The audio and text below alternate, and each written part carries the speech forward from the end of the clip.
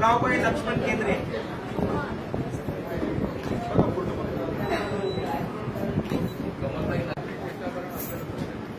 गिरजाबाई खरात, सौतराबाई रामराव मुंडे, विनायक कंदारे, गयाबाई श्रीराम कल्याणकर, मिळाले ते बसायचे औतिकाबाई,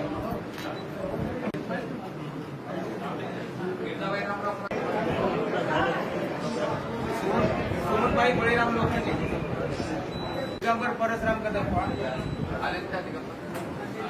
भगवान संतराम. अशीच व्हायब्रंट ठेवण्यासाठी, अशीच हेल्दी ठेवण्यासाठी आणि ज्या काही लोकांनी त्या काळात अनेक पत्रकार असतील, कार्यकर्ते असतील, संघटना, संस्था, विविध वयोगटातले लोक यांनी मोठा लढा दिला आणि जे एक्सप्रेशन आहे, जे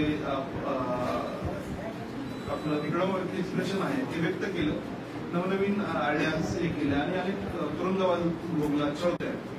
आणि आपला जिल्हा फार मोठ्या संख्येने आपण सगळे आलात.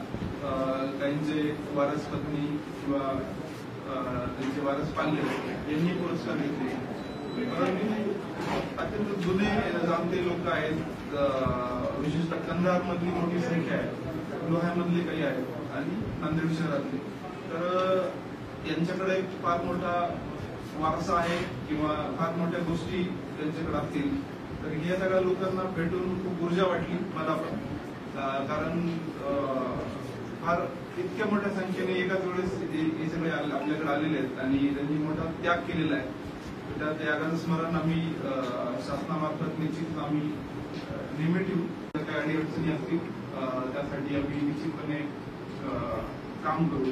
काही जुने जे व्यक्ती तेव्हाचा इतिहास ऐकायला आम्हाला आवडेल. मी काही जणांना म्हटलं पण की आपण नंतर येऊ आणि चर्चा करून माननीय माजी आमदार साहेब आहेत, कुलकर्णी साहेब आहेत, तर हा जी काही लिगसी आहे त्यांची किंवा त्यांच्या कामाच्या तेव्हाच्या ज्या काही गोष्टी आहेत त्या निश्चितपणे भविष्यात पण आम्हाला ऐकायला आवडतील. परत एकदा मी आपलं अभिनंदन करतो, आभार व्यक्त करतो. आपण आलात आणि या सगळ्या एका कार्यक्रमाला एक वेगळी आपण उंची दिली. धन्यवाद.